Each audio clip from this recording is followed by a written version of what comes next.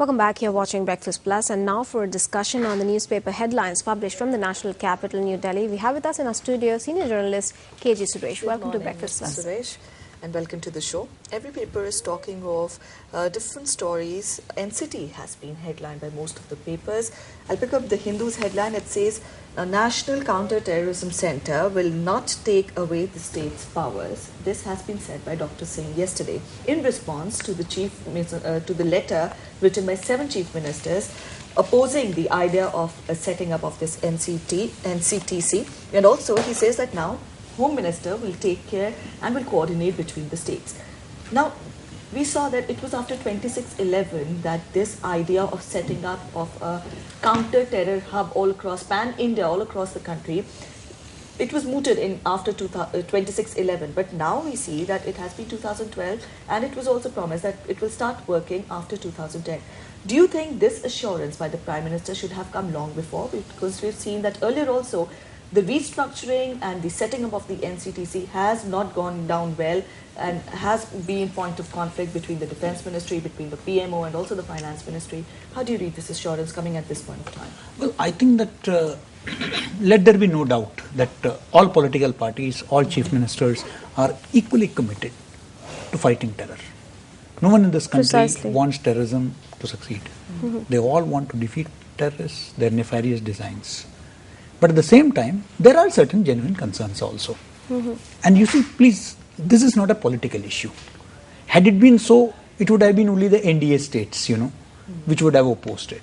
Here you have even Mamata Banerjee, National Conference, and a person who is like Naveen Patnaik, who is neither aligned with UPA nor with NDA. So there is a concern. Now, the Prime Minister, I think, at the time, for the time being, has indeed done a positive initiative. He has taken a positive initiative of writing to these chief ministers to allay their fears and apprehensions. That look, we have absolutely no intention of infringing or encroaching on the state's rights, because all said and done, law and order is a state subject.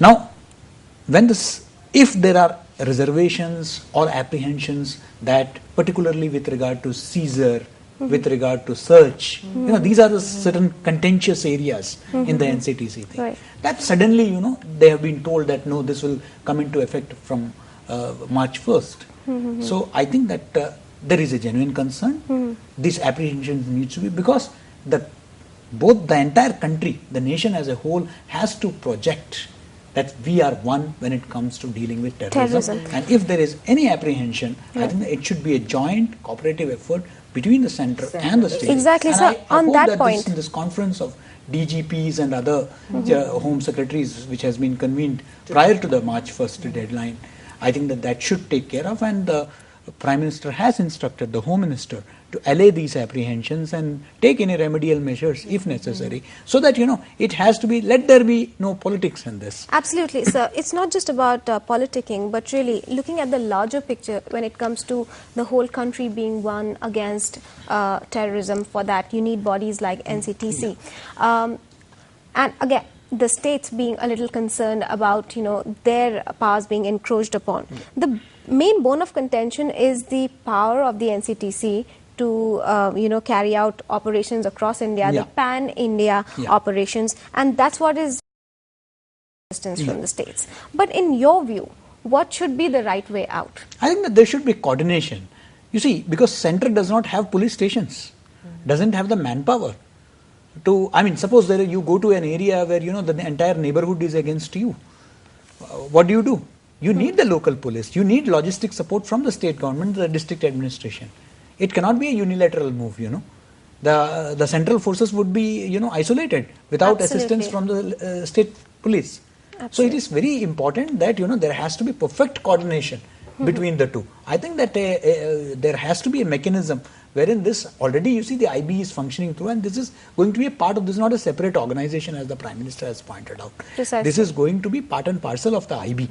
And I think that there are mechanisms within the IB of cooperation and coordination with the state intelligence units. Similarly, I think that this also has to be fine-tuned to ensure that there is perfect coordination between the state and center, so that whenever such actions are to be taken, there is no delay on the part of states also in extending cooperation to the central units.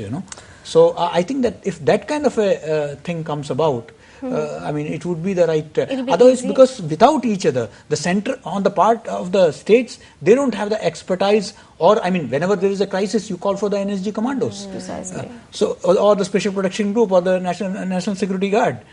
For the simple reason, they just don't have the kind of, the skills to deal with a certain terrorist situation. You saw what happened in Mumbai. So all need to work hand there in has hand. to be a kind of total cooperation between. So far as logistics is concerned, it is the states which have to provide it, and when it comes to skills, when it comes to expertise, it is the center which has to come, and the manpower has to come from both sides. All right, Mr. Suresh, we leave it at that this morning. Thanks so much for joining us. Thank you for sharing your insights.